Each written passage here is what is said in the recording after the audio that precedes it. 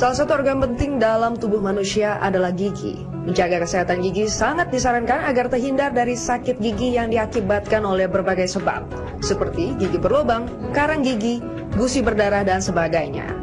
Saat muncul masalah pada gigi, rasa nyeri yang timbul bisa sangat mengganggu. Namun, tak sedikit di antaranya yang menyepelekan sakit gigi. Padahal, jika tak ditangani secara cepat dan tepat, bisa berakibat serius pada kesehatan tubuh. Masih bersama kami di Ayo Hidup Sehat. Dokter Arlin, saya mau nanya nih, pilih mana, sakit gigi atau sakit hati? Aduh, gimana ya Bu? Atau jangan dua-duanya, nanti jadi sakit kepala jadinya. Betul. Ya. Oke, nah kita akan membahas mengenai sakit gigi langsung bersama pakarnya, yaitu Dokter Devia, spesialis bedah mulut. Silakan Dok. Selamat siang Dok. Ya, silakan. Selamat siang Dokter. Duh, kalau lihat Dokter Devia giginya lihat dong. Bagus sekali ya. Bagus sekali. Dok, ini kan pasti semua orang pernah mengalami sakit gigi. Dan sebab banyak nih. Ya, ya. Nah, biasanya sakit gigi ini kan memberikan nyeri yang nggak enak Dok, ya. Bisa hilang timbul. Ya. Dan sebetulnya apa saja Dok penyebab sakit gigi ini? Penyebab sakit gigi ini sebenarnya ada dua. Ya. Bisa dari gigi itu sendiri, bisa juga dari jaringan yang berada di sekitar gigi. Jaringan yang ada di sekitar Iya, gigi, ada dari gusi, ada dari tulangnya juga bisa. Atau jaringan periodontiumnya yang jaringan periodontium itu jaringan yang akarnya ya Dok ya. jaringan yang mengelilingi akar gigi. Itu disebut dengan jaringan periodontium. Ya. Jaringan yang seperti ini. mengelilingi akar gigi. Ya, yang mengelilingi ini Oke. kita sebut jaringan periodontium. Oke. Oke. Nah, biasanya kalau nyeri itu kalau peradangannya sampai ke bagian akar atau gimana Dok? Jadi kalau kan tadi ada dua, bisa dari gigi sendiri, bisa Atau dari jaringan organ sekitar gigi. Kalau dari gigi itu dia kalau tergantung seberapa dalam kariesnya. Bisa yang hanya kena email. Dia kan ada lapisan gigi, ada email, ada dentin, Ya. ada Pulpa. kamar pulpa atau itu isinya saraf Itu lapisan dan dari luar ke dalam ya, ke Dok, dalam. ya? Jadi dari email, dentin dan sampai ke kamar pulpa. Iya. Nah, untuk di email biasanya orang jarang merasakan adanya sakit. Sakit. Nah, pada saat sampai ke tahap lapisan lebih dalam itu dentin, dia ada mulai rasa ada ngilu, rasa nggak nyaman gitu. Ngilunya itu ada terus-terusan, ada yang hilang timbul gitu. Kalau karies ini sudah sampai ke bagian yang paling dalam, itu kamar pulpa, itu rasa sakitnya mulai yang senut-senut yang pasien udah mencari dokter biasanya. Oke, Ini yang seperti yang ini, ada Dok, di ya? gambar Iya. ini ya Dok Ini ya. Itu dari Ya. gigi. Nah, kalau kita lihat di sini, itu karies yang baru di Yang ini email. ya Dok ya. Yang masih baru terkena email gigi. Iya. Oke. Nah, ini mulai ke dentin. Yang ini mulai ke dentin ya, ke Dok, lapisan ya. lebih dalam daripada email. Kemudian ke jaringan pulpa, kamar Iya. pulpa.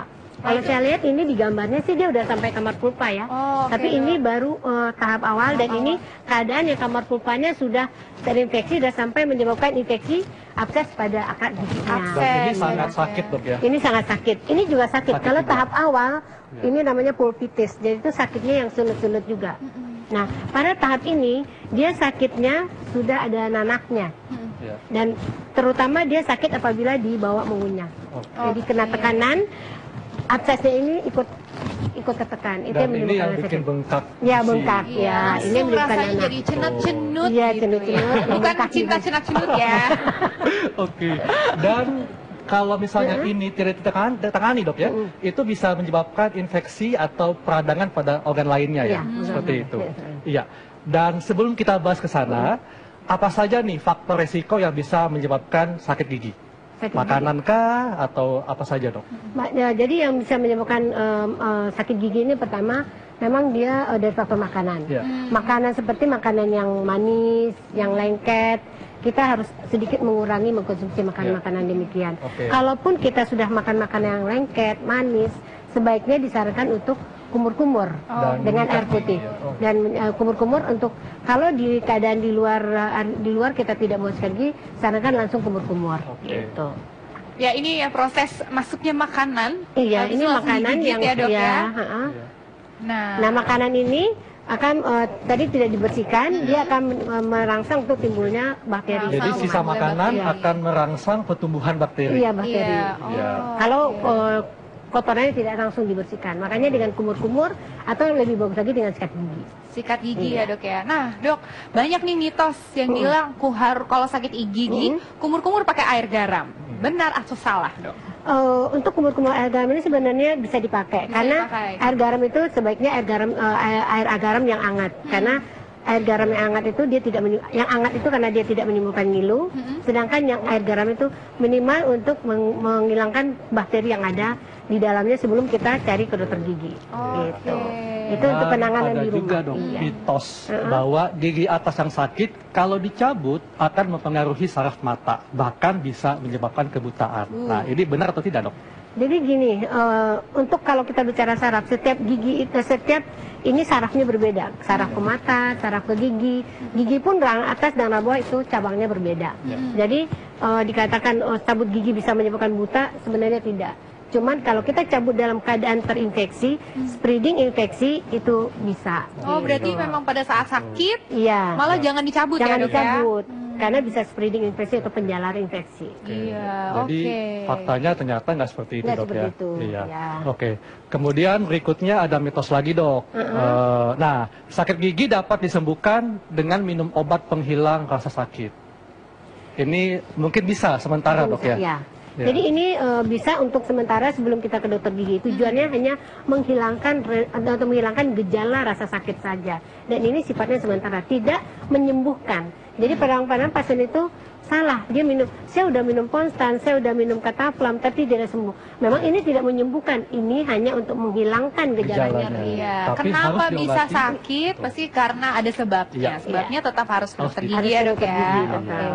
Nah, mitos selanjutnya yaitu akar gigi yang tersisa tidak perlu dicabut dan boleh dibiarkan saja. Aduh, disimpan kali ya, Dok, ya, buat lebaran.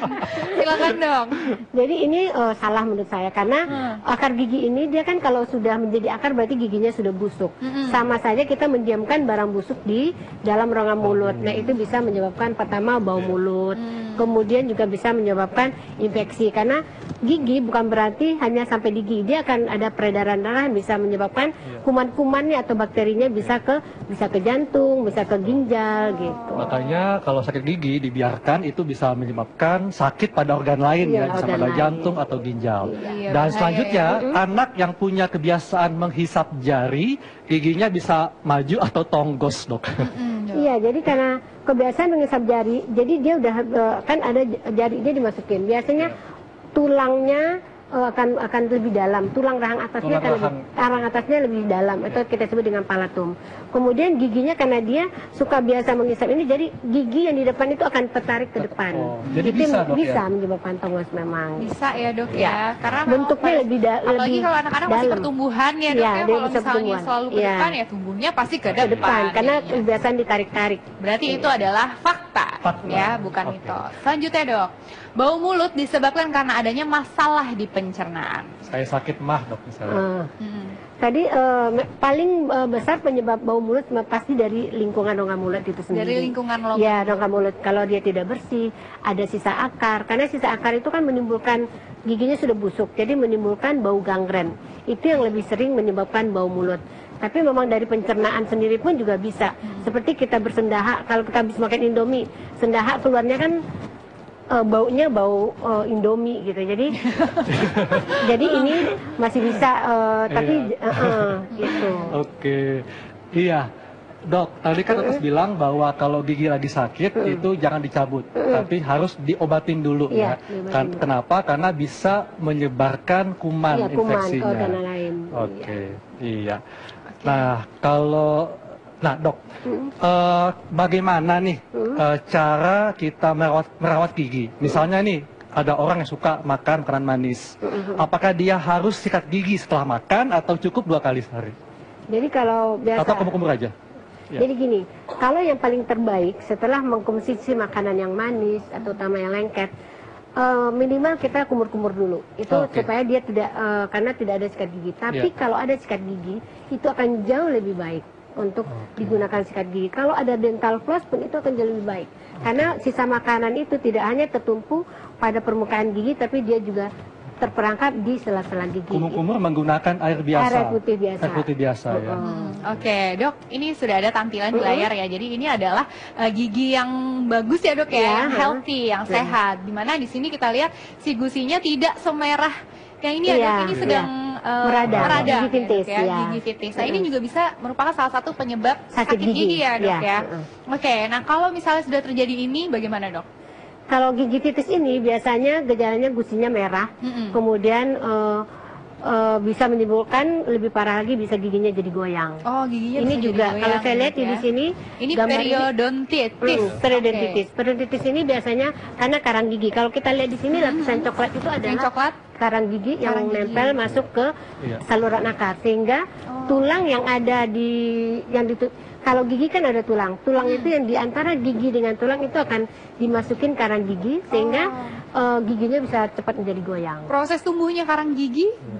Proses tumbuhnya karang gigi ini karena pertama bisa dari air liur, sisa makanan yang tidak dibersihkan, sisa makanan, plak gigi yang tidak bersih menumpuk akhirnya menjadi keras. Oh, gitu. Seperti itu, Dok ya. Nah, Dok, untuk karang gigi banyak kan, Dok, yang membersihkan karang gigi gitu ya, Dok. Itu datang ke dokter gigi biasanya. Nah, sebenarnya bisa nggak sih, Dok? Banyak nih yang bertanya masyarakat, bisa nggak sih sebenarnya kita bersihin karang gigi sendiri gitu, Dok? Oh, gitu. Kalau untuk bersihin karang, kalau yang kelihatan mungkin bisa. Caranya adalah tadi ya, Dok, ya? Dengan alat, tapi kalau untuk lebih bagusnya memang harus ke dokter gigi, karena kita tidak tahu steril alatnya apa enggak, karena nanti akan terjadi perlukaan pada gusi, dia akan dapat menyebabkan infeksi.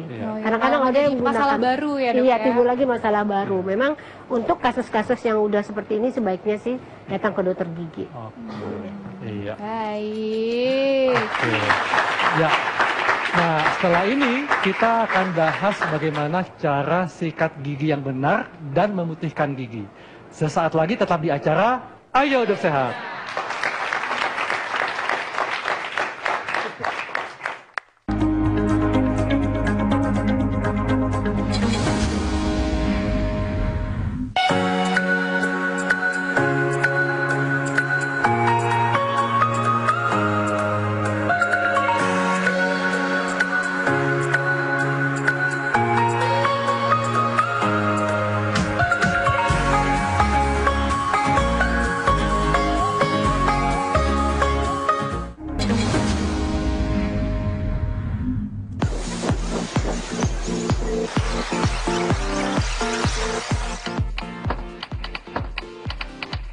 Dulu sih pernah, tapi sekarang alhamdulillah udah enggak. Karena dulu masih ada gigi-gigi yang bolong, terus banyak karang, ya udah sih.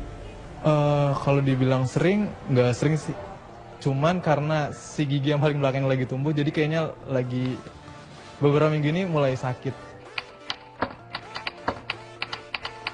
Ditahan-tahan dulu, biasanya kalau langsung periksa ke dokter ya cuma dikasih obat. Nah, kalau di rumah minum obat dulu, nanti baru diperiksa ke dokter. Biasanya langsung dicabut sih, yang penting gininya hilang dulu. Misalkan udah sakit nggak tertahankan sih, biasanya dokter selalu nyaranin kayak coba minum obat yang anti nyeri dulu. Tapi misalkan nggak, saya udah benar-benar sakit banget, pasti saya langsung ke dokter gigi, karena sakit gigi itu nggak enak kan. Jadi ya mending langsung datang ke dokter gigi. Enggak. Makanya ya kayak gini sekarang baru mau periksa lagi sih. Mau cabut yang gingsul aja sih, mau meriksa juga gitu. Ini kan gingsul di depan, mau dicabut aja. Kalau saya alhamdulillah setiap 6 bulan sekali pasti ke dokter gigi buat cek keluhan ada atau nggak ada keluhan gigi. Karena ya kesehatan gigi itu penting kan. Masih bersama kami di Ayo Hidup Sehat. Ya, itulah tadi pendapat masyarakat tentang sakit gigi. Ternyata kalau kena sakit gigi itu biasanya minum obat dulu. Kalau udah parah baru datang ke dokter. Iya, ada yang ditahan-tahan, Dok, ternyata sakit giginya ya, Dok. Tapi ternyata emang nggak enak sakit gigi itu kan. Oke. Ya, Dok, ini bagaimana, Dok? Kalau kita sakit gigi, kemudian kita minum obat pereda nyeri. Nah, setelah itu kita ke dokter. Nah, ini tepat atau tidak, Dok? Kalau untuk pencegahan rasa sakit sementara itu bisa dipakai. Jadi memang disarankan untuk meminum obat-obat yang bisa menghilangkan nyeri seperti ibuprofen, paracetamol, bisa.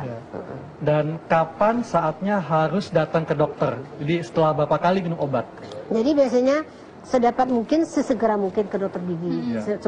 Sebenarnya sih sebelum sakit pun kita harusnya ada kontrol ya ke dokter. Tapi kalau dia minum obat, kalau obatnya tidak menimbulkan. Kadang-kadang pasien kalau udah sakit dengan hilang dengan obat sakit nggak mau ke dokter gigi gitu. Padahal obat sakit itu pasien salah, dia pikir obat itu untuk menyembuhkan sakitnya, padahal obat sakit itu hanya menghilangkan nyeri, gejala nyeri sampai dia datang ke dokter gigi. Tapi bukan penyebabnya, Dok ya. Penyebabnya hanya bisa di dokter gigi. Oke, Dok.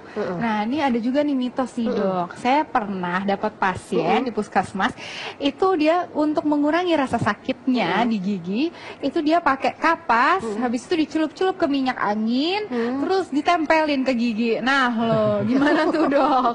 Giginya masuk angin. Masuk angin giginya. Gimana tuh, Dok? Sebenarnya itu nggak benar ya, kalau dia menggunakan zat-zat yang kita juga belum tahu sterilnya seperti apa. Karena di kedokteran gigi sendiri pun juga ada obat yang khusus untuk menghilangkan rasa nyeri. Itu hanya mitos yang mereka berpikir dengan begitu ada panasnya nyerinya akan hilang. Iya, nah pas saya tanya waktu itu dia bilang bahwa itu katanya ada khasiatnya karena ada cengkehnya gitu, Dok. Nah, gimana tuh, Dok?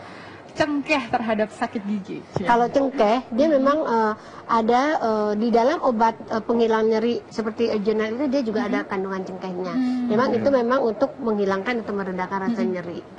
Iya, Oke. Iya.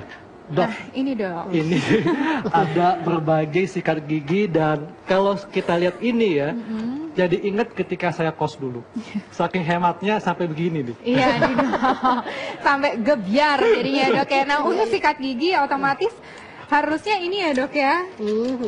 Oke. Gimana, Dok? Untuk penggantian untuk sikat gigi kita Berapa sebenarnya harus berganti sikat gigi tuh berapa bulan sekali? Jadi gini, untuk pemilihan sikat gigi sebenarnya setiap orang berbeda-beda. Iya. Tergantung kondisi besarnya mulut si pasien. Kalau kita gunakan yang terlalu besar seperti ini, untuk saya mungkin nggak sampai ke ujungnya. Jadi biasanya gunakanlah ujung sikat yang kecil sesuai dengan kita sampai nggak ini sikat gigi ke belakang. Karena kadang-kadang nggak sampai untuk ke belakang. Jadi cari kepala Ujung sikatnya sikatnya kecil. ya, kepala cari sikatnya kepala ya, sikatnya Dok, ya? kecil. Oke. Terus kemudian untuk bulu sikat biasanya diganti bukan berapa bulannya, tapi sampai kita lihat sebulan giginya sikat giginya seperti ini udah harus diganti mekar harus gitu. diganti. Karena sudah tidak begitu berfungsi untuk membersihkan gigi dan juga bisa menyebabkan gusinya berdarah. Gusinya berdarah, bahaya juga. Dok, sebetulnya sikat gigi yang tepat itu yang bulu sikatnya halus atau gimana? Dia halus, jadi dia tidak boleh terlalu keras. Karena kalau terlalu keras, dia bisa mengikis email gigi. Jadi akan terjadi gusi akan terbuka. Jadi disebutnya resesi gingiva. Dan juga bukan hanya resesi gingiva, gigi email itu juga bisa terkikis. Nah itu kan sayang, gigi kita tidak karies, tapi rusak hanya karena kita tidak menyikat dengan cara yang benar. Tapi adakah beda sikat gigi antara orang yang sensitif giginya dan yang tidak? Untuk yang untuk sensitif biasanya lebih ada yang sikat gigi itu ada macam-macam. Ada yang soft, ada yang medium, ada yang hard. Biasanya untuk yang sensitif biasanya kita pakai yang soft. Kalau yang biasa kita pakai yang medium. Nah, Dok, ini masyarakat perlu tahu gimana caranya sikat gigi yang baik dan benar, nih, Dok. Gimana, Dok? Silakan, Jadi gini, Dok. sikat gigi kalau kita lihat dari gigi, ini adalah gigi rang atas, ini rang bawah. Ini gigi sebelah kiri, depan. Ini adalah yang sebelah, ini sebelah kanan, depan sama kiri. Pertama kita mulai, biar kita tidak lupa, kita mulai dari belakang. Dari belakang kita sikatnya sedikit memutar, tapi kalau di depan kita tarik gusinya dari atas ke bawah. Tujuannya apa? Supaya plak-plak yang nempel antara gigi dengan gusi itu bisa tersapu dengan bersih. Jadi dari gusi, Dok? Dari gusi. Nggak apa-apa, Dok? Gusi itu harus disikat justru. Nggak masalah, nggak akan masalah. melukai gusi. Kan kita tidak pakai yang, kita harus makanya harus pilih sikat gigi yang lembut, soft, yang lembut. Terus juga sikatnya tidak boleh terlalu keras.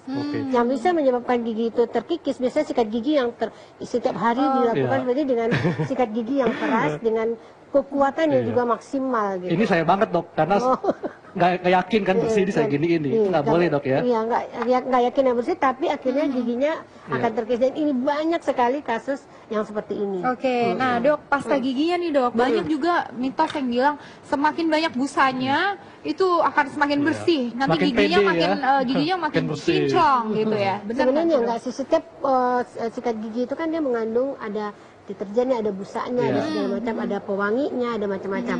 Nah itu pun bukan berarti banyak busa dia lebih bersih, enggak. Jadi memang kalau untuk kandungan gigi sesuai dengan keluhan pasien. Kalau pasien yang ngilu, kita lebih banyak pakai pasta gigi yang mengandung konsepnya yang lebih ngilu. Kalau yang gusi berdarah kita pakai untuk odol yang kandungannya untuk yang gusi berdarah. Oh, gusi berdarah. Nah, sekarang bagaimana dok untuk menyikat bagian dalam? Bagian dalam. Ya.